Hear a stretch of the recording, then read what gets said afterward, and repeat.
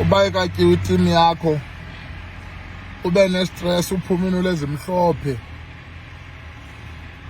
uqonda uba haya unamsebenzi nazo inelezimhlophe uziqhelile into lezimhlophe uthutha amaphambili hey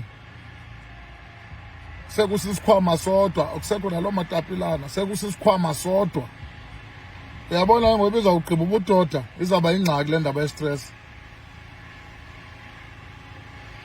Sidleni izitimu ezisidlayo siyi-Kaizer Chiefs dliwani makwedini siphumile lezimhlophe oluhlobo mayingayi ngapha ngamaphambilini.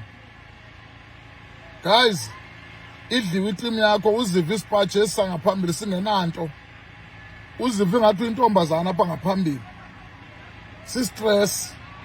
No guys, please makhosi sifuna into zethu back ngoku awunothi upampatha apha ngaphambili awuvanto si-stress. Sicela niwini iNedbank makwedini azobuya la matapini yonke le nto imkile ibuye asizuhlalela loo nto apha.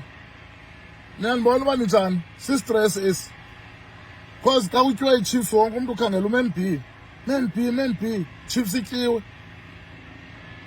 baphuma into lezimhlophe. Ngoku amaphambili abakubakho bangabeka isandla uVanix amagaqa asesiswini sende alidibani nestress sende ayanyamalala.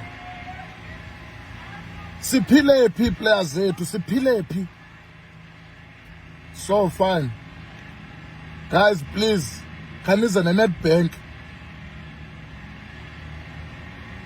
it's our last hope in Nedbank because ne-top 8 yilotho.